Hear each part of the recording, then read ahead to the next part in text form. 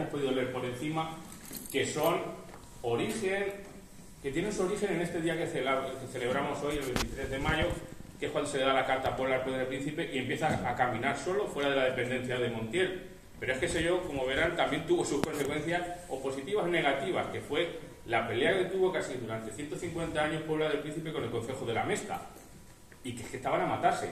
Luego puedes enseñar algún documento, porque la Mesta quería pastar, porque por aquí saben ustedes que pasan cañadas ganaderas muy importantes, quería pastar en las dehesas de Puebla y los poblatos no querían, obviamente. Y eso llegó a las células de Felipe II, y hay células castigando a los poblatos de la época y células castigando al Real Concejo de la Mesta. Y es muy interesante porque se ven los acotamientos casi 400 años después del momento. Es decir, los acotamientos del siglo XIII todavía están hablando de los pasos entre Alcubillas, entre Infantes y tal, que tenía Puebla del Príncipe, donde no podían entrar los ganados y que aún pertenecían a Puebla del Príncipe. Una cosilla, si no ven ustedes las letras no se preocupen, yo las voy poniendo pero se las voy a ir comentando, ¿de acuerdo? Entonces siempre es bueno situarnos donde estamos.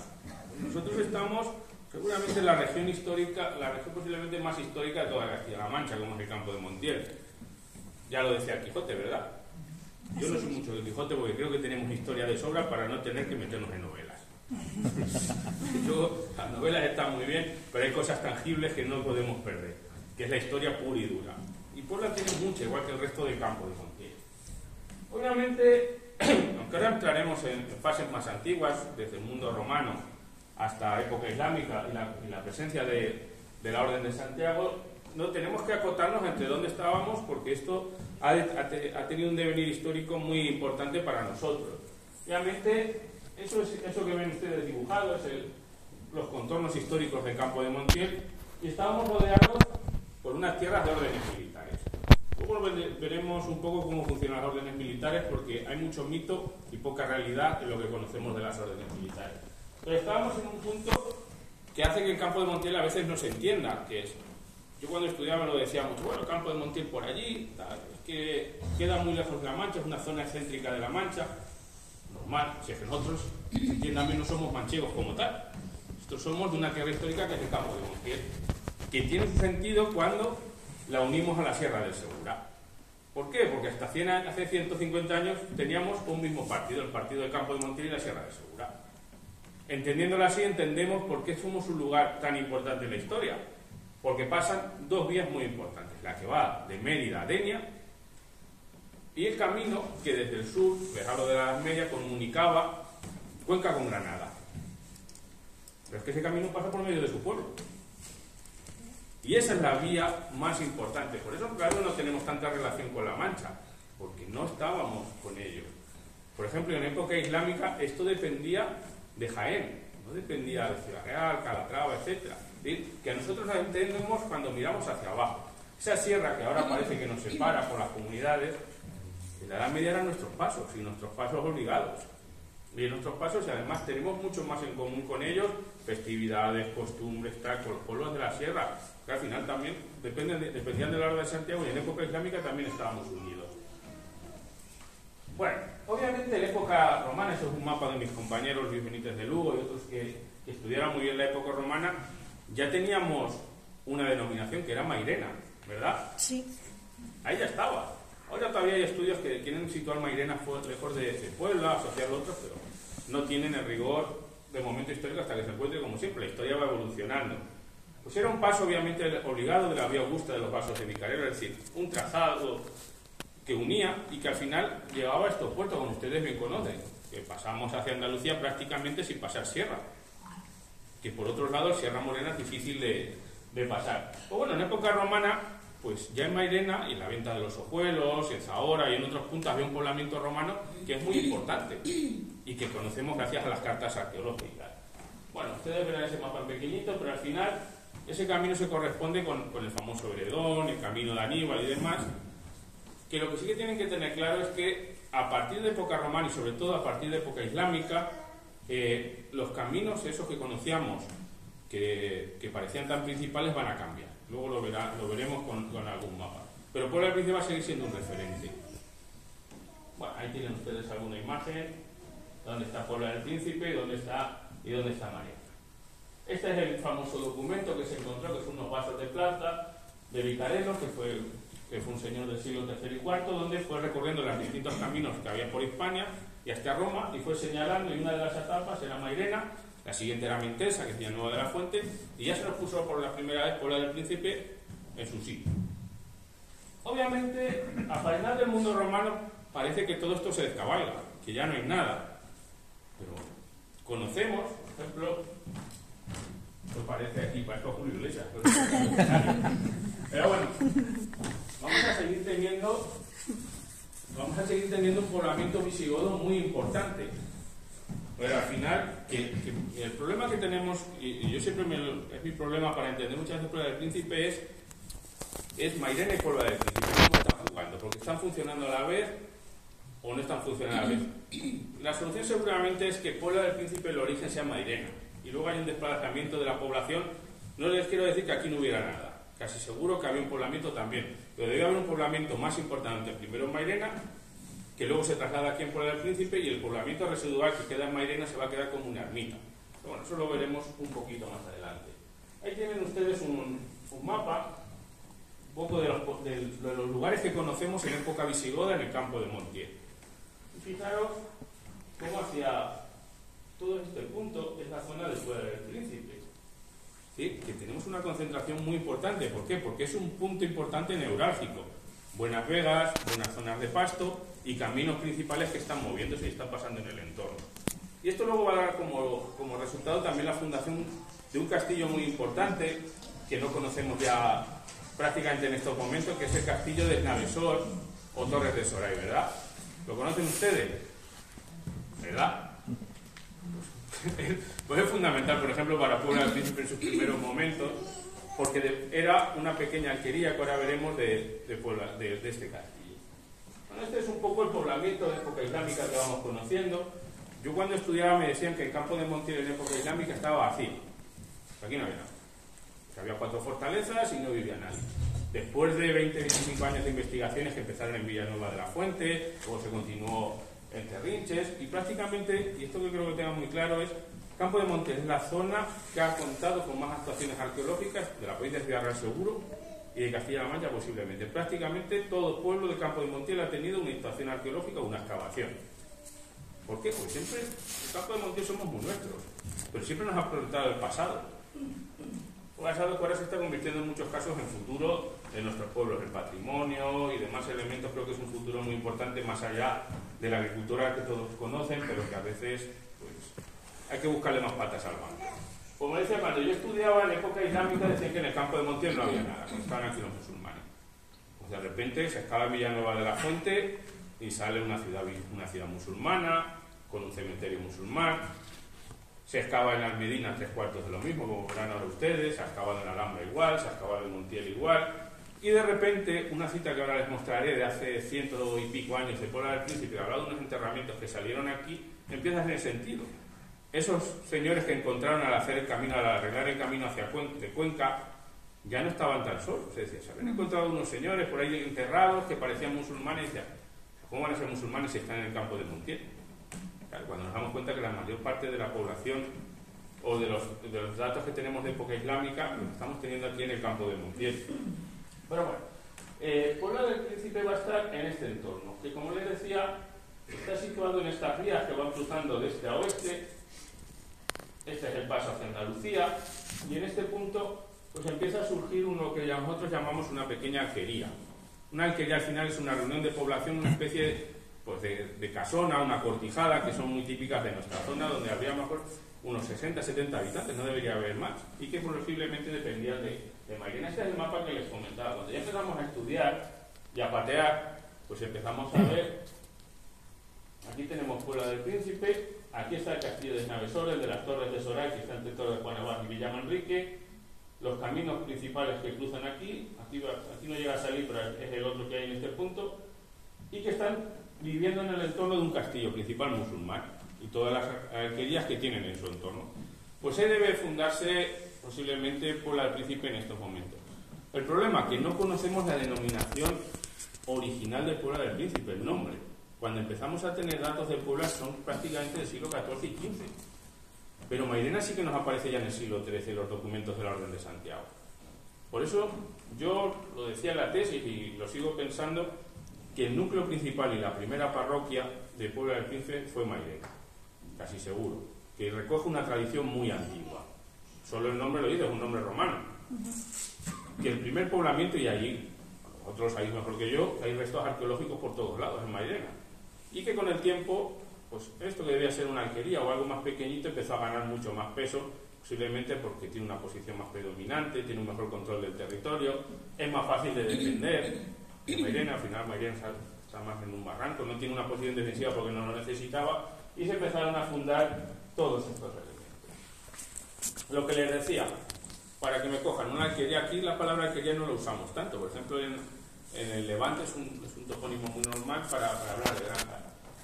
Son muy difíciles de identificar porque la mayor parte de los pueblos del campo de Montiel han surgido encima de alquerías. Y cada vez que hemos tocado para excavar algo empiezan a salir materiales musulmanes. Como han visto ustedes, se ubican en torno de una fortaleza. Aquí la fortaleza más cercana, porque yo estoy seguro que aquí no hay una fortaleza musulmana en el pueblo del Príncipe Salvio, quizás una casa fuerte, no lo sabemos muy bien, que era Esnavesor, que era la grande, junto con Montiel y Alhambra. Obviamente esto lo saben mejor que yo, sobre terrenos fértiles y agua. Aquí se dan todas las características, la fuente que tenemos. Y normalmente suelen estar sobre solares romanos o tardoantiguos, es decir, de época visigoda, que aquí volvemos a ver que funcionan muy bien. Aquí ven estos paisajes del entorno de Puebla y Almedina, que para la gente cuando viene a conocernos, pues les encantan. Son paisajes que para nosotros que los vemos todos los días. Son paisajes muy, muy chulos y muy bellos, que la gente cuando yo los traigo por primera vez, porque ojo, la gente que traemos por aquí, pues que tenemos lo que nos ha pasado esta semana. Tenemos esta foto que puede ser hace 2 días, nos quedan 38 grados en mayo y ya tenemos todo pajizo, pero bueno, también tiene su belleza. Esta es la cita en Madoz, fue un estudioso del siglo XIX que su descripción de los pueblos de la provincia de Ciudad Real, a la hora de Puebla del Príncipe, decía que por aquí pasaba el camino real de Cuenca Granada, que es el camino de Montiel, que lo tienen ustedes recogido, y en Montiel es el camino de la Puebla, obviamente, pero tienen que entenderlo en un global. Es un camino que surge en Granada, cruza Sierra Morena, desde Puebla va hacia Montiel, de Montiel atraviesa las lagunas de la Ribera Porosa de Montiel y ya se encamina hacia Cuenca. Y esa vía es importantísima y es la que vertebra Puebla del Príncipe y también vertebra Montiel. De ahí la importancia. Lo que estamos encontrando ahora son fortalezas pequeñitas en el entorno o, como verán ustedes, incluso pequeñas fortalezas en los lados de los ríos para controlar ese trasiego de personas. Todos vivimos en una región, en una comarca muy caminera, pero caminera, lo que tenemos que entenderlo es, muchas veces pensamos, era una zona de caminos y entonces la gente no se quedaba, todo lo contrario. Si estamos en una zona de caminos hay que dar servicio al viajante. ¿Y qué? Que además, por los caminos más allá de los productos y demás elementos, corre una cosa que es muy interesante, que son ideas. Y eso hace evolucionar muy rápidamente a los entornos donde aparecen estas vías. Aunque por al principio no lo hemos encontrado, quizás algún día haciendo una intervención arqueológica volvamos a recuperar esto que decían, han aparecido varias sepulturas con los cuerpos de lado, a la manera de los moros. Fíjese, esto es justo en el cruce que hay de la carretera de Puebla con Almedina. Cuando ahí excavamos, empezó a salir lo mismo que nos decía esa cita de Madoz para Puebla del Príncipe, pero en este caso para Almedina, pero es lo mismo. Esos señores que hay de lado es la población musulmana que debió haber en Puebla del Príncipe, en este caso en Almedina, que ven ustedes ahí alguna foto. Los musulmanes se entierran de lado porque es un rito distinto al nuestro. Nuestro rito al final es enterrarnos con la cabeza al oeste, los pies hacia el este y mirando hacia el este. ¿Por qué? Porque según el Evangelio de San Juan, lo que dice es que siempre nos tumbamos con la cabeza al oeste para que cuando Cristo, el día del juicio final, aparezca como sol naciente, nos llamará. Si no tenemos la vista, no estamos orientados, no podremos recibir a Cristo. Al final, pues es un rito muy interesante. Los musulmanes, su rito es estar tumbado de costado. Las tumbas suelen ser más profundas y están orientadas principalmente hacia la Meca o a la mezquita más cercana del entorno. Bueno, estos son los enterramientos, pero que debían ser muy similares a los que se encontraron aquí en Puebla del Príncipe. Por ejemplo, los que se encontraron en Villanueva de la Fuente, que es casi lo mismo, pero para que entiendan, los pongo de ejemplo para que vean que es un poblamiento muy similar, porque al final el Campo de Montiel no se entiende con un pueblo solo, se entiende con la comarca. Eso, por ejemplo, los que aparecieron en Montiel, debajo de la iglesia propia del castillo, aparecieron enterramientos musulmanes totalmente similares. Bien, este es un mapa para que ustedes se pongan en la cabeza esa idea. Tendemos a pensar a veces que los romanos llegaron, hicieron caminos y no se movieron en la vida. Los romanos tenían sus caminos, los musulmanes tenían sus caminos, y la Orden de Santiago y los cristianos cogían sus propios caminos. ¿Por qué? Porque las poblaciones no son igual de importantes en cada momento histórico. Obviamente, en época romana los caminos, uno en Mariana, uno en Villanueva de la Fuente, pueden pasar por Almería, o Alhambra, que son las ciudades ibero-romanas más interesantes o más importantes del entorno. Por ejemplo, Montiel en época romana no tiene caminos. ¿Por qué? Porque no existe. Obviamente. O, por ejemplo, todo el entorno norte, pues tampoco que vamos a tener. ¿Cuándo surgen todos estos caminos? Cuando son necesarios para unir castillos, unir poblaciones, o como pueden ver en verde, cuando se crean las grandes cañadas ganaderas en la Edad Media. Esto es, lo que sí que tienen que entender cuando piensan en caminos es que las cañadas de la Edad Media, cuando vienen los documentos, no son caminos, son zonas de paso. Porque ustedes que habrán visto, seguramente, que son más mayores, las ovejas no comen piedras. Obviamente. Las cañadas son zonas por donde se están moviendo los ganados, sobre todo vacas, era lo que se movía en la Edad Media. Las ovejas son mucho más tardías, sobre todo en la Edad Media, y son las órdenes militares, son las vacas lo que se están moviendo. Pues las grandes cañadas, cuando ustedes vean escrito un documento de la Edad Media que habla de cañadas, son vías por donde pasa el ganado, pero no son caminos, son vías donde pasa el ganado y hay agostaderos, hay zonas de puntos de agua, hay zonas para dormir y tal. En la Edad Media los documentos, los caminos se llaman carreras, caminos, carreteras, ese es el nombre que tienen, saben distinguir lo que es una cañada de lo que es otro elemento. Parece que a partir del siglo XVI todo se va a unir y al final son caminos establecidos y que van a tomar ese nombre de camino. Pues al final, fíjense ustedes, aquí tenemos caminos islámicos en azul, caminos romanos en rojo, caminos cristianos en verde, y aquí está Puebla del Príncipe. Está en un nudo caminero tremendo. Es el punto principal de comunicación hacia Andalucía. Bien, es verdad, aquí tenemos Albaladejo, y este es el camino de Montiel a Sierra del Segura, pero como ven ustedes, al final es un punto fundamental en el paso, porque se han bajado hacia Andalucía por aquí. Se baja muy bien. Que no tiene otro elemento. Se bajaba. ¿Sí? Se bajaba, ahora ya no se baja. Ahora ya no, ahora no tenemos que bajar. Ahí está. Ya las grandes fincas han acortado los caminos que había de paso. Claro, ya no te dejan pasar por las grandes fincas. Ese es el problema que tenemos. Pero si bajamos a ver las veredas de hace 100 años, bueno, que son veredas históricas todavía, los catastros aparecen. Y los catastros aparecen con el 9000 delante, que significa que es público. Que eso no se nos debe olvidar. Bueno, este es el camino de Cuenca Granada, que les mencionaba anteriormente. Y en la zona entre Montiel, Santa Cruz y un trocito entre Puebla y Cerrinches está este paso que es muy interesante sobre el río Oregón, o el Origón, como decimos por aquí, que tenemos, por ejemplo, una de las poquitas torres musulmanas que se conservan para controlar los pasos y que luego va a heredar la Orden de Santiago, que es donde pues, se cobraban ciertos impuestos. Normalmente en la Edad Media se cobran dos impuestos para los ganados, el montajo y el portajo. ¿Qué pasa aquí?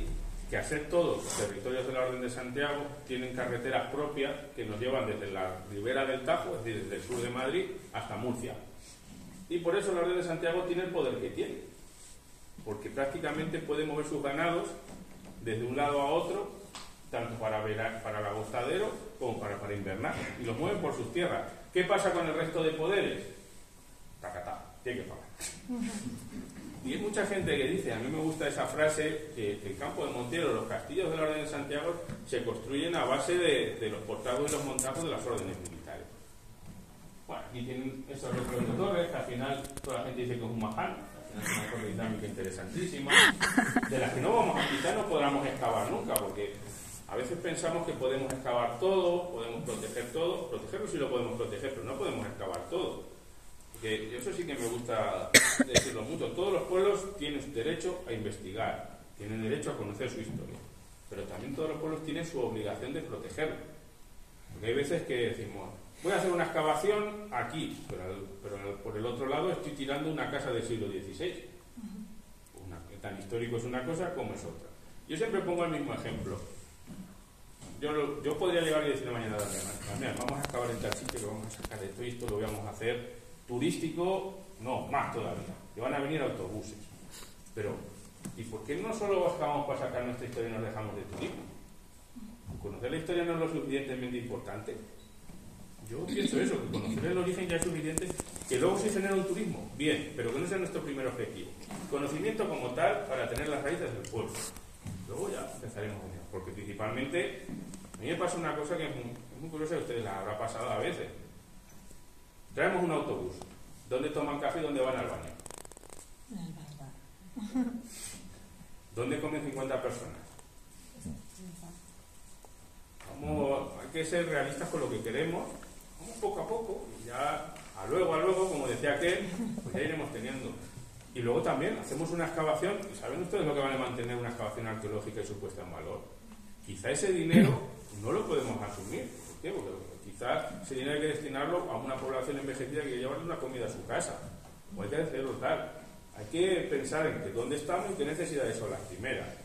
Pero bueno, eso poco a poco. Me parece que no estoy dando un inicio, pero es que al final... No, es que al final llevo 20 años en esto y sé lo que es la arqueología del mundo rural. Y como no me gusta vender aire, vamos a trabajar y luego vamos a ver por dónde estamos funcionando. Aquí tienen ustedes algunas fotos de las torres, todo este camino que va atravesando estas veredas. Bueno, al final estos paisajes de Campo Montiel son muy dignos para hacer fotos. El camino de las andaluces, que también conocen muy bien. Este es muy interesante de entender este camino que es duplo. La vereda no lo conocemos ninguno, si nos explica de otro nombre, a lo mejor lo conocemos. Yo por el camino de los andaluces no lo conozco. Es el camino que va al lado de la Ontavia. ¿El camino real? Sí. Bueno, parece que es doble. Ya me llaman el camino real, algunos lo conocemos, pero el camino de los andaluces... Es que yo suelo poner los caminos los nombres que tienen, que son sus nombres. Sí. Le llaman camino de las andaluces, pero es un camino romano que es doble. La Vía Augusta, que va por la zona entre Montiel y Santa Cruz, que va por el norte, y este que va es una zona más baja y que en la Edad Media seguramente tenía más funcionalidad que el veredón que va por encima. Sí. ¿Por qué? Porque al final aquí, fíjense ustedes, ¿dónde está la Torre del Pueblo? Al fondo. Castillo de Terrinches, el Castillo de Albaladejo, Montilviejo, que está ahí, Villanueva de la Fuente, es el camino seguramente que se utilizaba más en la Edad Media, aunque el otro no se dejara de utilizar. Bueno, ustedes tienen aquí el paso, que se han quedado fosilizados todos estos caminos. Obviamente, todo esto que les he mostrado es cómo funcionaba esto en época islámica y han visto que eran cierta entidad. Luego, realmente, cuando llegue la Orden de Santiago, va a tardar mucho en conquistar estas tierras, pero esto lo entendemos gracias a lo que le acabo de explicar. Es que había aquí muchos musulmanes, había estado muy bien organizado. Por eso la Orden de Santiago va a tardar casi 30 y tantos años más que conquistar el resto de las tierras del entorno, el campo de San Juan, el campo de Calatrava, etc. El campo de Montiel se empieza a conquistar después de la famosa batalla de las Navas de Tolosa. ¿Por qué? Porque se le da una donación a la Orden de Santiago que dicen que las tierras que se conquistan en este territorio van a empezar a ser suyas. Un año después de las Navas se va a conquistar... Un año después de la Nava es una cabalgada de Alfonso VIII, que es prácticamente el epílogo de su vida, que desde Dueñas, que es el castillo de Calatrava a la Nueva, va a ser una cabalgada que va a conquistar Esnavesor, va a conquistar Alcaraz y va a conquistar Rioja. Y a partir de ahí se establecen una serie de bases por las que la orden poco a poco va a ir sumando nuevos territorios en el campo de Montiel hasta 1227, que ya que Montiel, que es el último castillo junto con Salvatierra, que cae al norte de Sierra Morena. ¿Vale? ¿Cómo va a implantarse la Orden de Santiago aquí? Esto sí que es muy interesante porque va a marcar ya los modos de vida que vamos a empezar a conocer. Empieza a construir pequeños castillos y fortalezas, aprovecha los antiguos islámicos para hacer grandes fortalezas. Va a haber un cambio que luego veremos, que va a ser el abandono de Castillo de Esnavesor, que iba a ser la cabecera del campo de Montiel. Se le bautiza como Santiago y se iba a llamar esto el campo de Santiago. Pero con el tiempo, al final se conquista Montiel y se le cambia el nombre, se llama Campo de Montiel y se centraliza en Montiel. O sea, que los avatares de la historia son curiosos. Luego, fíjense, no tenemos, a pasar de esta instauración de la orden, tenemos muy pocos pueblos con la coletilla de Santiago. Solo nos queda Castellar. Y porque es fundación muy tardía, Castellar es fundación del siglo XVI. ¿Por qué? Porque tenemos pueblos muy antiguos, que no hacen falta refundar, que van a mantener su nombre con el que se le conocía. Montiel es Mundil, es un nombre islámico. Albaladejo, Almedina, Mariana es un nombre romano. Y como se llamara Puebla del Príncipe en esos momentos, hay un topónimo, que esto ya son suposiciones. Yo tengo localizados todos los términos o todos los pueblos que se citan en el siglo XIII, en los repartimientos de la orden, y hay uno que Puebla del Príncipe tenía que existir, y hay uno que no se conoce dónde está, que es Farfarfará. Y sí, como decía aquel. Pero bueno, no lo conocemos, que conocemos es Mariana, que sale en esos momentos. Se van a fundar las primeras iglesias, porque eso es importantísimo. Tan importantes son los castillos como las parroquias. Parroquias porque son el punto que centraliza a todos los fieles y que sirven de referencia para crear una comunidad. Porque al final la torre o el castillo es de la orden, que es el señor, el que cobra. Pero la parroquia es del concejo, es de la gente del pueblo. Que parece que es lo mismo, pero no es lo mismo. Las cosas son los que pagan y otros los que tienen que pagar, ¿no? Tenemos los primeros acuerdos de términos con San Juan, Calatrava y Alcaraz. Con Alcaraz el campo de Montiel estuvo a la greña prácticamente toda la Edad Media, y también con algunas poblaciones que esto afectó más a Puebla, como fue Santiesteban del Puerto, por algunos pasos de ganado. Cambia el modelo de poblamiento, es decir, empezamos a ver como de todas estas fundaciones que tenemos en el territorio se empiezan a traer población hacia los pueblos para que crezcan y no haya tanta dispersión. Los modelos productivos, los musulmanes tienen modelos de mucha parcelaria, ciertos puntos muy asociados al agua, y a partir de época cristiana se vuelcan más hacia los ganados, hacia la agricultura más extensiva de cereal, los primeros viñedos, aunque no queramos decir que los musulmanes no bebían vino, porque eso no se lo cree nadie. Obviamente el vino está muy bueno y lo usaba todo el mundo. Y luego, algo muy interesante, va a haber una servidumbre muy importante de las comunidades mudéjares. Los mudéjares son musulmanes que viven bajo el poder cristiano y siguen siendo musulmanes. Y el campo de Montiel va a tener unas poblaciones mudéjares muy importantes a lo largo de toda la media, incluso en la Edad Moderna van a tener ya lo que van a ser moriscos que vengan de Granada, y sobre todo judíos. Vamos a tener ciertas poblaciones de judíos muy potentes que, como bien saben ustedes, a partir de 1492 van a desaparecer. Bueno, aquí tienen un mapa de las fortificaciones que son como se deben entender. El campo de Montiel con la sierra de Sevilla, funcionando a la vez, porque en el que tenemos las tres grandes encomiendas del campo de Montiel. ¿Saben ustedes lo que es una encomienda? Nos suenan los nombres. Sí. La encomienda es la forma de organización mínima que tienen los territorios de las órdenes militares. Lo único que la Orden de Santiago tiene muy poquitas encomiendas, pero son muy grandes. Y en el campo de Montiel vamos a tener tres grandes encomiendas. La de Montiel, que es la principal, la de Alhambra, que ocupa la parte norte, y la de Montizón, que se va a meter en la parte de Jaén. Y luego, en la parte baja, la encomienda de Segura de la Sierra, la Gran Encomienda Mayor de Castilla, que va a agrupar a todos esos territorios. Puebla del Príncipe va a quedar bajo el señorío en estos casos de Montiel, como bien saben ustedes, y va a formar parte de la encomienda. Por eso, cada vez que hasta 1553, siempre que queramos encontrar un documento que hable de Puebla del Príncipe, tenemos que irnos a los documentos que hablan de Montiel. Pero tiene su apartado, como ahora les enseñaré en algunos documentos que le he traído. Por ejemplo, de Puebla del Príncipe sabemos cuánto se cobraba por pasar los ganados, sabemos cuánto rentaban sus hornos, cuánto rentaban sus canteras, de yeso sobre todo. Tenemos muchísima información que poco a poco vamos a ir distrayendo. Ahí vienen los principales castillos con los del entorno y algunas torres que tenemos.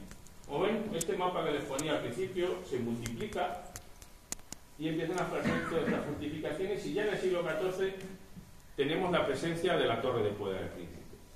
Pero, por Dios, no piensen en la torre de Puebla del Príncipe como una torre, una atalaya, una santera. Esto es una torre señorial de la Orden de Santiago, y como tal, y que ahora veremos en las descripciones que ya nos hacían ellos, era un centro de poder muy interesante. Esto es lo que les hablaba anteriormente de la importancia de las parroquias.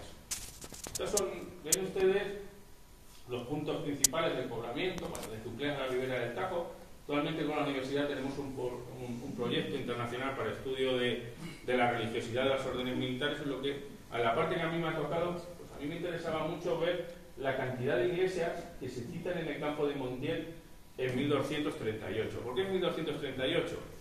Porque al final el dinero es dinero toda la vida. Cuando la Orden de Santiago empieza a repoblar este territorio, tenía una bula del Papa, no les voy a insistir para no liarles, por lo que todas las iglesias que fundara le iban a pagar a la propia orden. Y dice el arzobispo de Toledo que de eso no hay, una parte la quiere él. Y hay un pleito muy largo que dura casi 12 años, y lo bueno que tiene el pleito es que todo el rato nos va hablando de los lugares por los que pleitea. Y ella de repente aparece Mairena, la iglesia de Mairena, que es parroquia. Debió ser por un momento muy rápido, porque seguramente se traslada aquí, o porque en ese momento estén hablando de la parroquia de Mairena cuando están hablando de la parroquia realmente ya de Puebla del Príncipe, que se haya exportado el nombre. Eso tenemos que verlo porque muy rápidamente ya se va a hablar de Puebla. Al final Puebla es un término que viene a hablar como si fuera un poblamiento nuevo, pero quiero entender que cuando en el siglo XIII se habla de Mairena ya no se está hablando tanto del lugar de la propia ermita, sino como el propio Puebla del Príncipe en esos momentos, que ya tenga una entidad suficiente. Pues aquí tienen todas las advocaciones. Bien, es verdad que el 90% es Santa María de Águila, que son las vocaciones marianas, que es lo típico de los lugares de las órdenes militares. Luego van a cambiar a muchísimas vocaciones. Y al final esto que se configura es lo que ven ustedes. Aquí en rojo van a ver el poblamiento de la Orden de Santiago, los territorios propios, que como les decía, desde la ribera del Tajo hasta Murcia. Aquí estamos nosotros. Y al final, fíjense ustedes, es tener un territorio excepcional para cobrar rentas, mover ganados y hacer todo el elemento, es decir, que crea un poder. La Orden de Santiago, hasta a partir de las Navas de Tolosa, posiblemente la orden militar más importante que tenemos en la península. ¿Qué función van a tener estas primeras fortalezas? Obviamente, seguramente Puebla Príncipe, antes de este gran torreón, debió tener otra fortaleza. No sabemos muy bien, a lo mejor una casa fuerte, alguna pequeña fortaleza de otro elemento que la que no tenemos constancia. ¿Por qué? Porque al final las fortalezas que quedan dentro del suelo urbano suelen ir tendiendo a desaparecer toda la estructura de cómo era montada. Obviamente estas fortalezas de la orden que surgen en el campo de Montiel tienen una función defensiva. Obviamente todo castillo es una defensa, pero es más complejo de entender. Principalmente sirven, y como lo verán ahora en una imagen, para que la población crezca en su entorno a una cierta seguridad. La seguridad física con la fortaleza y la seguridad espiritual con la parroquia que está surgiendo. Obviamente controlan vías y pasos. Aquí lo tenemos muy claro. Y además, por ejemplo, la defensa en profundidad. ¿Qué es esto? Es cuando entra un ejército, sobre todo del Reino de Granada o de los benimerines, que es algo que quizás no, por aquí lo conocemos menos, pero en 1282, por ejemplo, hay una racia, es decir, una cabalgada de un pueblo musulmán del norte de África, que van a llegar al castillo de Montiel, no lo pueden conquistar, y a la vuelta queman Almedina y queman Puebla del Príncipe. Y esto es muy tardío, pero posiblemente aguantan porque se meten en la torre los poquitos que podían entrar. Obviamente son bases de repoblación y organizan el territorio. También sirven para hacer lo mismo, pasar los ejércitos cristianos por aquí y a dar guerra hacia Granada. Sabemos, por ejemplo, que en la guerra de Granada están participando gente de Puebla del Príncipe en la conquista de Granada, porque así vienen los documentos y así se especifica algunas donaciones que se hace a la propia Orden de Santiago por la participación de la gente de la encomienda de Montiel, y entre ellos Puebla del Príncipe. Obviamente es una función simbólica. Ahora, el torreón ha quedado un pelín enmascarado, pero ustedes fíjense, hace solo 100 años que las casitas eran todas muy bajas. El impacto que podía tener esa torre debía ser tremendo. Y además que la torre era más alta, era bastante más alta hasta... Luego se transforma, algo cuando la hacen bodega le quitaron una parte, la torre en el remate no tenía terraza, pero bueno, eso lo veremos más tarde. Y obviamente es una función económica, administrativa, etcétera, etcétera. Bueno, esto lo voy a saltar porque no quiero calentarles la cabeza. Además, como hablo tanto, a ver. Esto es una vista aérea de Puebla del Príncipe que pudimos hacer hace unos años con la vista aérea de los drones. Al final, lo que nos da la sensación es que es una zona llana, muy sencilla, pero el torreón está en una zona alta y con cierta pendiente. Es una posición de flexión muy interesante. Y sobre todo tienen que tener en cuenta esta imagen. Esta imagen nos enseña lo que era Puebla Príncipe en origen. El torreón, con el castillo. Le llamo torre, pero realmente es un castillo. La iglesia. Y fíjense cómo esta manzana va girando en redondo, ¿no? Bueno, en forma de almendra. Es una Puebla almendrada del siglo XIII de toda la vida. Seguramente en origen, incluso aquí debía haber una muralla que rodeaba todo el centro. Y dejaba dentro la iglesia, con la torre y las primeras viviendas, defensiva. Además, si nos fuéramos andando por ahí, ahora bien es verdad que con las calles va cambiando, sería el punto más elevado de la población, hacia todos los puntos. No el que está más alto, sino el que tiene pendientes hacia todos los puntos. ¿Por qué? Porque tendría seguramente aquí una muralla, un pequeño foso, y los edificios principales y las primeras gentes que vivían aquí en el entorno. Luego el resto pues ha ido creciendo, dejando este punto. Y justo entre la iglesia y la torre, un espacio que posiblemente en los primeros momentos se usa como una especie de plaza. Pero es que esta imagen es buenísima para entenderlo. ¿Vale? Y aquí la torre con estos corrales que tenían en el entorno, esta foto fue antes de que ya compráis aquella parte, ¿verdad? Y pudiera hacerlo, donde teníamos y donde se nos describe que la torre era una parte pero que estaba totalmente rodeada por otra serie de estructuras. La torre, ¿cuándo surge? La torre surge en un momento, bueno, ahora lo veremos, muy interesante. Estos son algunos documentos que nos van a hablar ya de la torre. Todos estos documentos que les voy a ir mostrando pertenecen a los libros de visitación de la Orden de Santiago. ¿Qué es eso? Pues la Orden de Santiago, al igual que el resto de órdenes militares y también los que tienen al ser una institución religiosa, giraban visitas formadas por un caballero. Al final la Orden militar, como ustedes saben, que son caballeros, pero también son frailes, con frailes como tal, que venían a sus posesiones y lo que hacían era tomar nota de todo lo que había. Lo mismo que ahora nos hacen los inspectores de Hacienda, pero relacionado con las rentas de la orden, cómo estaban sus edificios, qué tenían arrendado, cuánto rentaban, pero también hacen inspecciones morales. Llegaban, y esto es muy interesante, llegaban, por ejemplo, y lo que le decían era, el comendador de la villa, aunque era el de Montiel, bueno, el alcaide del castillo se tenía que ir. Esos días no podía estar en el pueblo. Se reunían al resto del pueblo y les preguntaban que qué tal se portaba, que si cumplía, y luego vienen a la iglesia y le volvían a preguntar al cura que si la gente recibía bien los sacramentos, que qué pecados había y demás. Y ahí la gente era libre de contestar, porque tenemos recogidos las quejas hacia el cura, tenemos recogidas las quejas hacia el alcaide, es decir,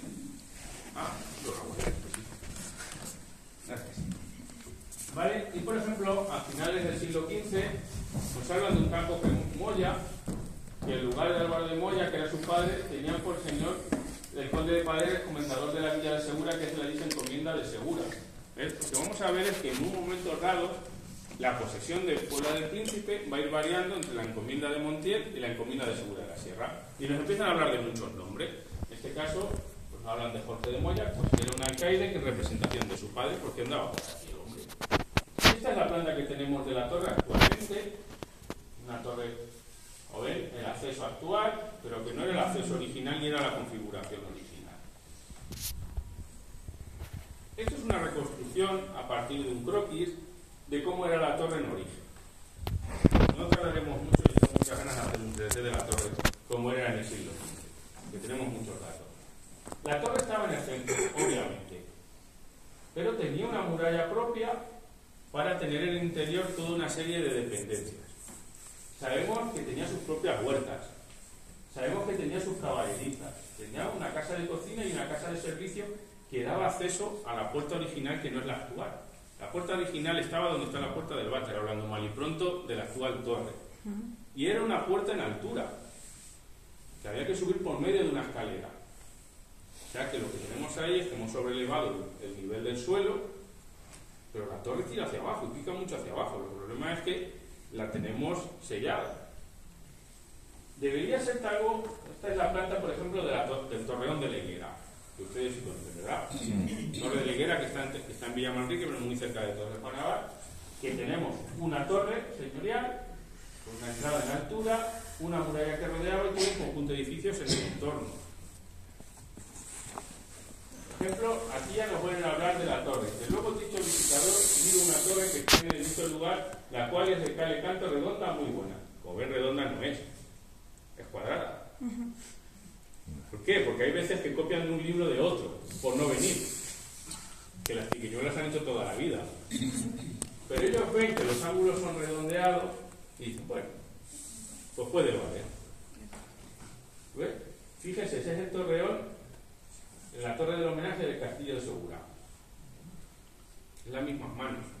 Gracias a unos estudios que estamos haciendo actualmente, sabemos que hay varios edificios de la propia orden que a finales del siglo XIII y principios del siglo XIV se están levantando por parte de la Orden de Santiago y que los está levantando posiblemente un maestro de obras, un obrero mayor, que eso al final es una especie de arquitecto con muchas comillas, que está dando las trazas y que lo están levantando posiblemente alarifes musulmanes, es decir, obreros musulmanes que siguen las mismas trazas. Fíjense, la Torre de la Higuera es mucho más chiquitita que la de Puebla del Príncipe, pero los remates son idénticos. Y aquí lo tenemos la de Puebla del Príncipe. Aquí esta imagen es muy buena para que vean. Es una torre en altura con el camino que pasaría justo debajo y que está controlando todo ese paso. Y debajo de todos estos edificios, obviamente que ya cuando se construyeron las casas se fueron perdiendo todos los edificios del siglo XV, los que estarían asociados a la torre. Pero quedaría una imagen no de torre, sino de castillo, con una torre del homenaje, sí, con una torre señorial en el interior.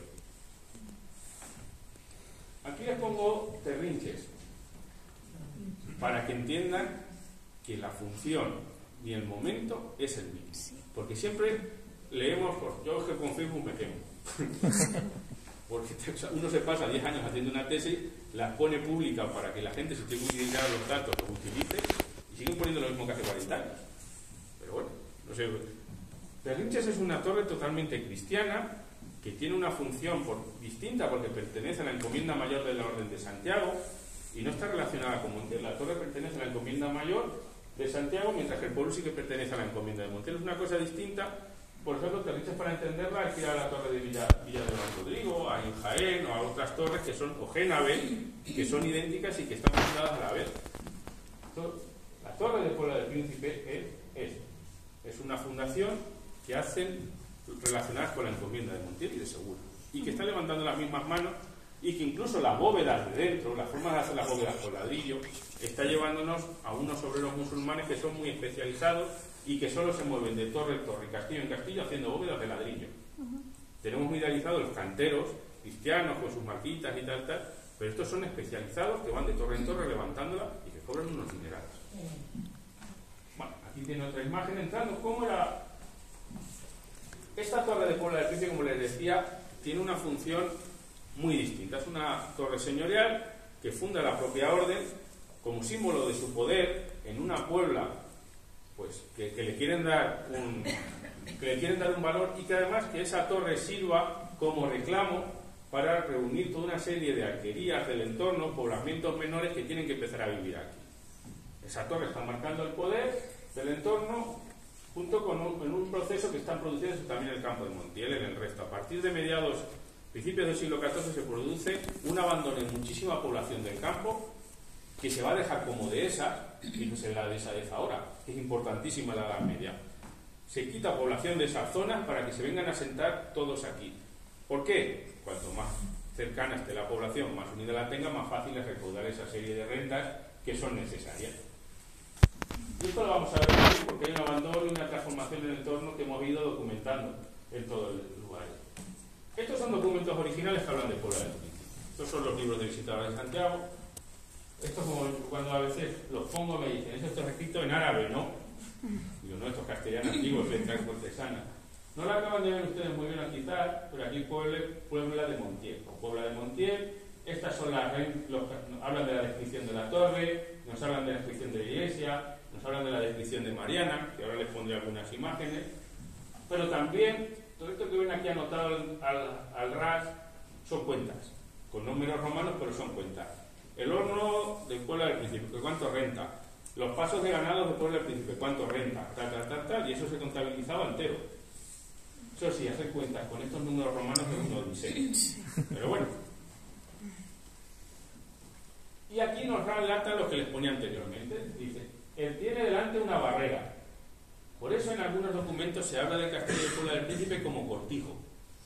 Porque los cortijos en la Edad Media, en el siglo XV, se refiere a elementos que suelen estar en urbano y rodeados de una cerca y a veces con unas torres, como las que vemos un poco en Terrinches, con unos torreones cilíndricos en el entorno, pero aquí solo nos habla de una barrera, que toma las 3 partes de ella, es decir, 3 partes la rodean. La mitad de esta barrera es de piedra y toda la otra mitad de tapias. Hasta 3 tapias en alto, bardado de lana. Esto que dice tan raro son palabras que son muy sencillas de entender. Es decir, que tenemos una cerca de piedra con la base de piedra, unas tapias, y luego que están bien cerradas por la parte de arriba y seguramente estaban tejadas, por los barrios y demás. Y lo que dice 3 tapias del alto, la tapia, hay un momento dado que es una unidad de medida que viene a medir entre 0,80 y 1,05. Así que calculen que tendría una muralla de unos, pues un poquito más baja de 3 metros. Pero eso con la elevación ya era muy interesante. Y luego con los recintos que les hablaba al entorno. Pero esto nos va diciendo todo, dice. Cuando entran a la torre, dice, a la mano izquierda, para la escalera de la dicha torre, está una casa de servicio. Sin puerta, cubierta de retama, en medio un patín. El patín es la clave, es decir, que pasan por una casa de servicio, posiblemente donde recaudan rentas, donde transforman productos, una antigua casa de la tercia. Y para entrar a la torre hay que pasar por ahí, por dentro de la casa, y un patín. Un patín es una estructura de madera que nos permite subir a la puerta, que podemos retirar en caso de necesidad y se queda totalmente aislada la torre. Y luego es una casa de cocina con una puerta en la cual hay una chimenea. Esta casa vive en ella una cámara para dormir los mozos y un corral para aves con su puerta. Es que nos van haciendo unas descripciones muy completas y esto todavía no estamos dentro de la torre. Estamos fuera, dentro de esa muralla de tapias. Al final, todo lo que les comentaba, al final les pongo mucho esta imagen para que se la quede, para que la entiendan como un recinto cuadrangular con la torre.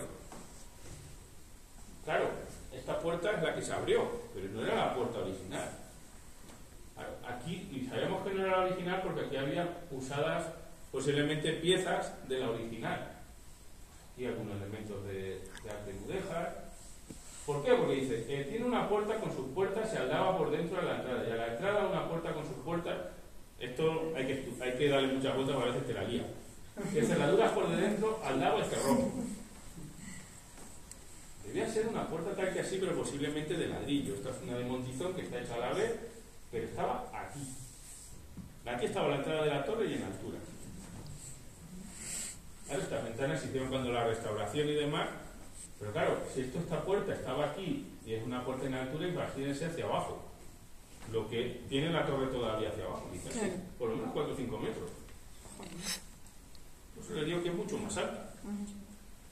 Estas son las distintas partes de la torre. La torre estaba, en la Edad Media no sabemos mucho de ella, porque nos la describen por completo, que tenía una planta sótano, una planta principal, la planta alta y luego una terraza cubierta. La torre nunca estuvo descubierta, siempre tuvo tu tejado a 4 aguas.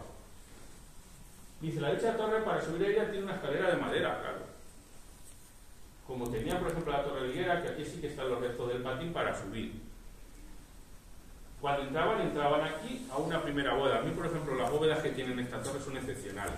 Esas bóvedas con laberinto o nudo son impresionantes. Dice, tiene una bodega baja que estaba en un jardín con su pilón. Es decir, que tenía agua dentro, tenía una bodega en la parte más baja de la torre. O sea que era un punto excepcional. Ahí tienen las distintas bóvedas. La bóveda es impresionante. Es que cuando la tenemos tan a la mano a veces se nos olvida.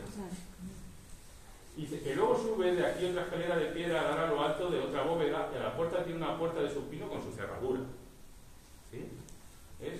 Bueno, aquí tienen la sección de la torre con las distintas puertas, con las distintas escaleras metidas en lo ancho del muro, que esto es muy típico de las construcciones de la orden, va metido en torno, y esto es un alzado que hicimos con el dron para poder estudiarlo. Esto es una imagen muy idílica, que no piensen que esto es así la torre del principio, pero para que tengan esa idea.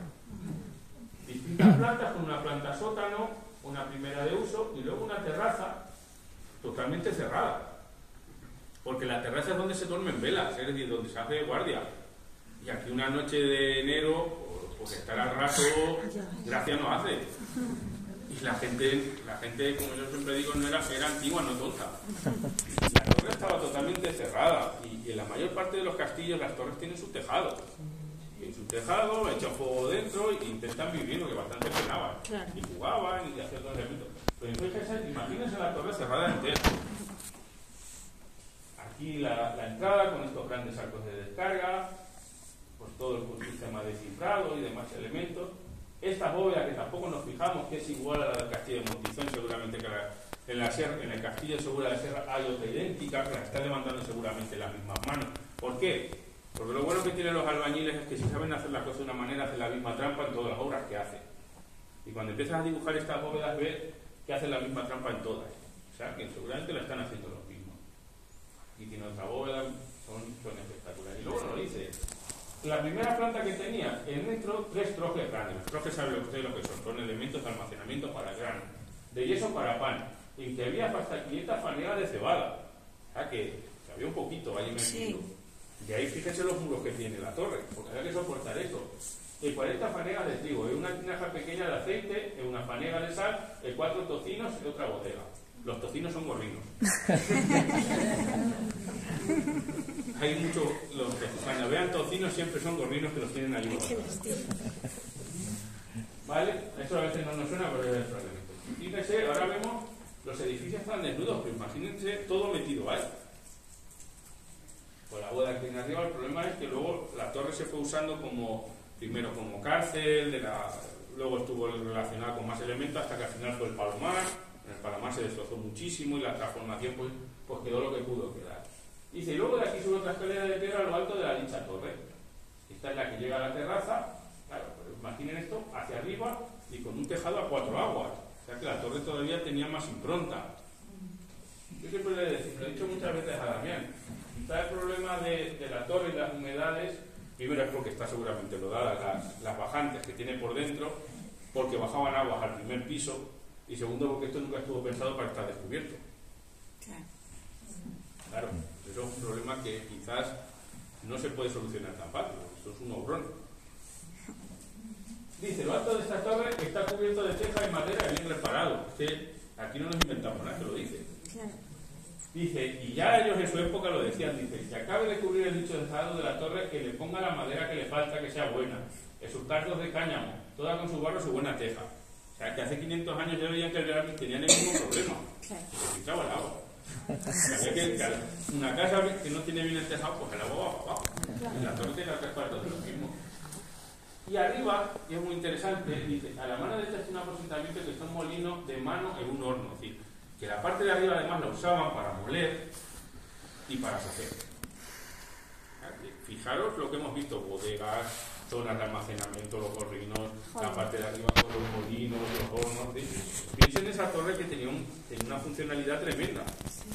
Además que todo esto estuviera dentro de la torre era interesantísimo, porque permitía moler y a veces no bajar a moler hacia los ríos y hacia Guadalmena, que nos pillaba todavía un trocito.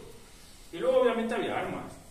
Dice que 2 ballestas de palo fuerte con su garrocha, 2 aseros con sus poleas, 3 lanzas, 2 aragas, 2 pares de corazas, y lo que tenía el alcaide para defender la torre, para hacer valer los derechos de la propia orden. Claro, esta imagen yo siempre la veo y digo, claro, esto que no está para lo que está.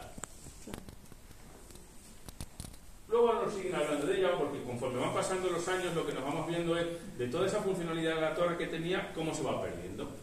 Dice, otro sí tiene la encomienda de segura que en el dicho lugar tuvo una torre buena y cierto aposentamiento incorporal de ella, la cual se visitó y se halló yerma despoblada y no se hallaba fecho en ella ni el horno, ni de la bóveda de lo que fue mandado por los visitadores pasados. Es decir, lo que vamos viendo es que conforme avanza ya el siglo XVI se pierde funciones y se empieza a abandonar la torre. Un edificio que no se usa, pues al final acaba pues perdiéndose hasta que llega uno, la compra y empieza a hacer lo que quiere, pues la parte de dentro. Y tienen ustedes toda esa imagen de cómo se empieza a despoblar todo ese entorno. Luego vuelve a hablarnos de ella. Esta ya es de 1515, 4 años después. Dice, la visitó y los tejados de lo alto de la torre están perdidos, es decir, ya no tiene tejado. Es menester de volver, tomar, recubrir y reparar unas trojes que están en medio de la dicha torre. Es decir, ya los trojes ya no tienen cebada ni nada porque ya están perdidos. Y luego dice, están muy reparados los tejados, todos hay maestras de recoger.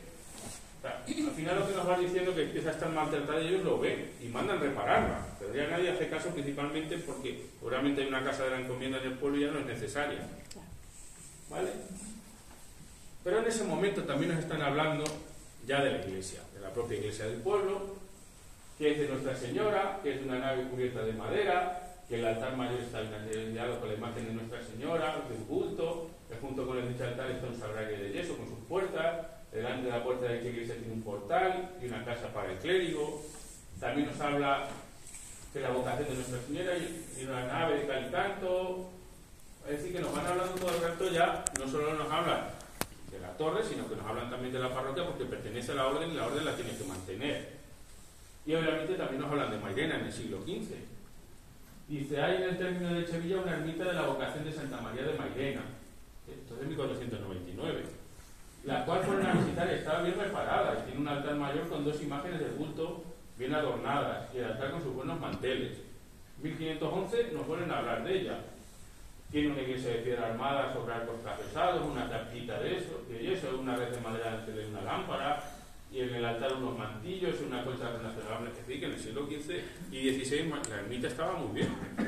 Con el tiempo, como bien sabéis vosotros, se acabó de perder. Bueno, y aquí siguen hablando, es que pues, lo suelo poner mucho porque tenemos muchísimas descripciones de los edificios en el siglo XV y XVI. Nos hablan, por ejemplo, quién era el mayordomo de la ermita en el siglo XVI, Hernán Muñoz, que te vaya haciendo las reparaciones, que paga al vicario de Montiel, que le echa gente aquí este año tras tal, que van diciendo que tiene que hacer las reparaciones y que si no lo multan. Y es como va. Y aquí, por ejemplo, también nos habla de algo muy interesante, que se empieza a hacer la primera cofradía de la Virgen de Mairena. La importancia de las cofradías en la edad moderna en el campo de Montiel, que luego con el tiempo parece que se perdió. Pero en el siglo XVI ya tenían una cofradía de la Virgen de Mairena. Y obviamente lo que nos reúne aquí, el 23 de mayo de 1553, Pola del Príncipe adquiere su billar. ¿Pero qué es tener una carta a Puebla? ¿Qué es que se dé una carta a Puebla? Pues una carta a Puebla es interesante porque lo que al final es crear o dar, bueno, aquí tenemos algunos elementos, pero bueno, lo voy a explicar más sencillo. Carta a Puebla es conceder una jurisdicción propia. Es decir, que a partir de ese momento se empieza a caminar solo. Primero que se da es una legua de término. Vosotros fijáis, el término de Puebla es muy redondito. Como Santa Cruz, como Terrinches, como Albacete, todo lo que se segrega de Montiel. Una legua de término se acota. Y cuando se empieza a acotar, se dice, pues, para el pueblo van a tener tantas de esas, que son de aprovechamiento de todo el pueblo o depende. Por ejemplo, hace poco que estábamos en Puebla de Don Rodrigo, otra Puebla que consigue el villazgo por estos momentos, por ejemplo, se han conservado todos los usos comunales y tiene el pueblo todavía zonas de agricultura rotativa que son de los mismos vecinos todavía del pueblo. Sobre el campo de Montiel es más difícil de encontrar. Pero vamos a tener zonas de dehesa. También zonas de abastecimiento de leña, que son comunales. También tenemos derechos al paso de ganado, derechos a cualquier elemento, pero también tenemos obligaciones, esos elementos. De ahí es la importancia de la Carta Puebla, empezar a caminar solo en este sentido. Y también nos regimos, claro, si hubiera sido la Carta Puebla en la Edad Media, quizá hubiera tenido fuero propio, Puebla del Príncipe, o si hubiera estado ligado a un fuero de frontera. Pero ya en 1553 tenemos unas leyes propias. Y es lo interesante. El problema que tenemos es cuando empezamos a caminar solos, Puebla del Príncipe, estos documentos son inéditos, están esto creo que está en el archivo, en el Histórico Nacional. Estos los vamos a sacar ahora para transcribirlos porque tienen letra de esa que es más difícil de leer. Son unos documentos muy interesantes donde ya nos hablan de Puebla del Príncipe y sus jaleos como pueblo exento y con jurisdicción propia. ¿Y con quién va a tener todos los jaleos? Con la Mesta. ¿Por qué? Porque la Mesta quiere pasar por las cañadas y los del pueblo les dicen que ellos no quieren que pasten en su zona. Y la Mesta dice que tiene derechos históricos. Y Puebla dice que no, que también ellos tienen su carta a Puebla y que esas de esas son suyas. Pues hay un sin Dios. Por ejemplo, hay veces que se meten y les roturan las zonas de pasto que tiene la Mesta. A veces la Mesta se meten y se comen las huertas. Y están siempre intentando a la derecha. Este es muy interesante. Este es de los primeros que se conservan, que es de 1593, como veis. Muy poquito después, ya estamos pleiteando. El Consejo de Puebla del Príncipe, como consejo propio, ya está pleiteando en el siglo XVI por sus derechos. En este caso, con la Mesta, la dicha villa le dice quiere acotar sus ejidos, dejando pasto para ganado. Es decir, que ellos ya quieren acotar sus ejidos, sus zonas de pasto propias para el pueblo, pero los de la Mesta también quieren los suyos. Y esto parece de que se soluciona, que se crea este documento que tiene 30 y tantas páginas, que viene tal, cuando lo acabemos de escribir van a ver ustedes, se citan un montón de caminos del pueblo, un montón de parajes y otros elementos, pero un poquito después, en 1600, estamos igual. una ejecutoria sobre las penas impuestas a los ganados de la Mesta que entran en la dehesa. Los vecinos del Consejo del Pueblo del Príncipe está denunciando a la Mesta y le está cobrando, y está diciéndole Felipe II, bueno, en este caso ya Felipe III, que no los pueden denunciar, que es el Gran Consejo de la Mesta, y los de la Puebla les cobra. Ya está, no pasa nada. Pues nada, aplicaros a ver, dice, ejecutoria de la distancia del Consejo de la Mesta del pleito con el Consejo de la Puebla del Príncipe, mandando que dicha villa no lleve más pena a los ganados de la Mesta que el daño apreciado, es decir, que les roturan los pastos, no les dejan que entren y encima les cobran. Pero esto lejos de acabar, aquí tenemos una de 1606, en la que nos aparece un señor de Puebla, Hernando López, que es vecino de Puebla del Príncipe, que, bueno, mandan al dicho Hernando López que deje libre el terreno que ha returado y labrado el lugar en el cabeza de Valdinfierno, en el término de Villamanrique, por ser lugar de pasto y aprovechamiento de los ganados de la Mesta. Que ellos se van allí, roturan y le quitan todos los pastos a la Mesta para sembrar. Y entonces acaban sancionándoles, que por aquí siempre hemos sido cerdos. Y por mi parte poco más, les he querido mostrar un poco, no quiero alargarme, un poco cómo funcionaba, como los vestigios históricos que tenemos y la gran identidad histórica que tenemos, no solo por el Príncipe en este sentido, sino dentro de la propia comarca del Campo de Montiel. Poco más, cualquier duda que tengan, yo encantado de contestársela si la sé, que esa es importante. Muchas gracias.